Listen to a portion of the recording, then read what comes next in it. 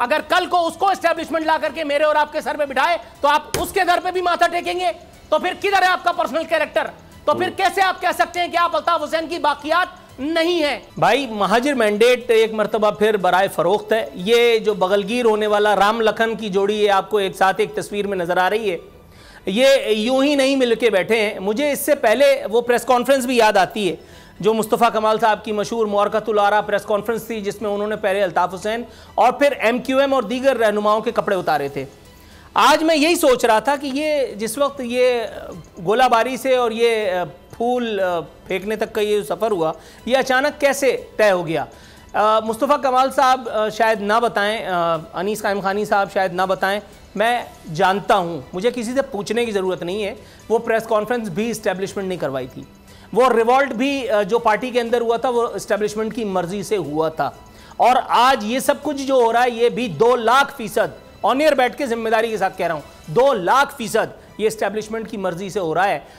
तो कोई एपॉलिटिकल वाली कहानी नहीं है। सवाल यहाँ बहुत सारे जन्म लेते हैं कि अगर MQM यानी बहादुराबाद टोला, जिसे मुस्तफ़ा कमाल साहब कहते थे, अगर बहादुराबाद टोला बुराई है इन्वर्टेड कॉमाज में और मुस्तफ़ा कमाल और PSP अच्छाई हैं, तो ये बुराई और अच्छाई एक साथ क्यों मिल करके बैठ रहे हैं?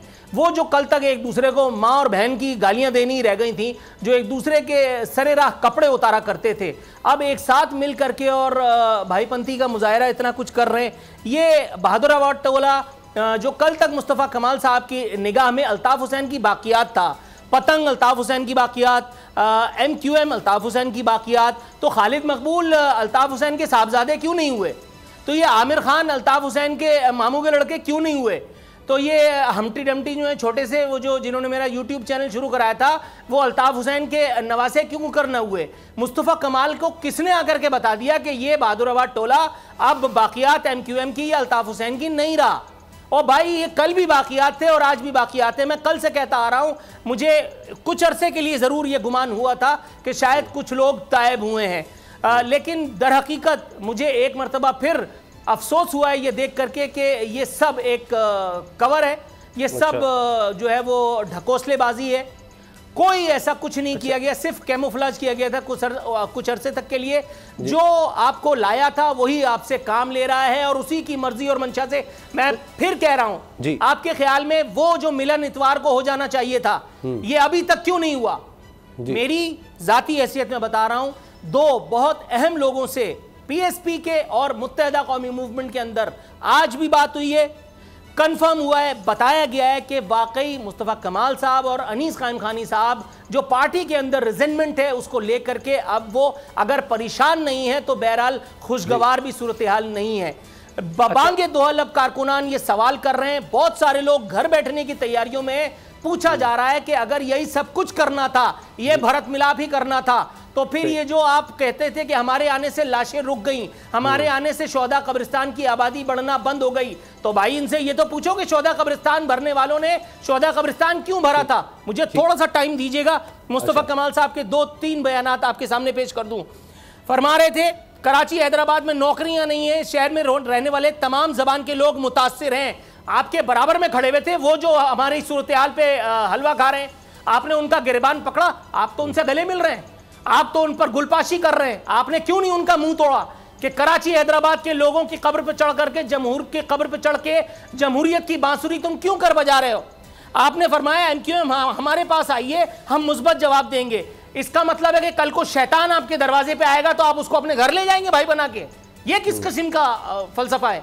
ये किस किस्म का नजरिया है? ये किसने कहा है? ठीक है, एस्टेब्लिशमेंट का टेलीफोन को नजरअंदाज करना, अभी वो कोई सियासतदान ऐसा जन्मा नहीं है कि जो मना कर दे, लेकिन भाई कुछ शर्म होती है, कुछ कैरेक्टर होता है, कुछ हया भी होती है, कुछ अपनी जुबान का पास भी होता है। आपको फिर उसी वसीम अख्तर के पास जाकर के बैठना पड़ेगा जिसने आप पर क्या क्या तोहमतें नहीं लगाई, जिसके बारे में आपने क्या क्या कुछ नहीं कहा। इसका मतलब है कि कल को अगर रिश्वतुल इबाद जिसको आप कहते थे, जो 14 साल की गवर्नरी, वो गिटारिया दोनों हाथों से कलाशनकोफ चलाने वाला जिसका वाहिद मैंडेट था, अगर कल को उसको एस्टेब्लिशमेंट ला करके मेरे और आपके सर पे बिठाए तो आप उसके दर पे भी माथा टेकेंगे? तो फिर किधर है आपका पर्सनल कैरेक्टर? तो फिर कैसे आप कह सकते हैं कि आप अल्ताफ हुसैन की बाकियात नहीं है? अगर आपको ये वीडियो पसंद आई तो सब्सक्राइब करें और बेल पर क्लिक करें। 2022 बहुत सारे तोहफे भी देखे गया पाकिस्तान की आवाम को। पाकिस्तान की आवाम को एक तोहफा ये दिया कि आवाम को पता चल गया कि पाकिस्तान का मीडिया क्या है। हक और सच का सफर साल 2022 में बोल रहा नंबर 1। हमने बहुत सारे शोज और ट्रांसमिशंस की, पूरा साल मुसलसल जदोजहद में निकल गया कि ये वोट ऑफ कॉन्फिडेंस के पीछे कौन लोग थे। तोड़े रेटिंग के सभी रिकॉर्ड। एंकर्स ने भी अवाम में सबसे ज्यादा मकबूलियत पाई और सोशल मीडिया पर भी बोल रहा सब पर भारी।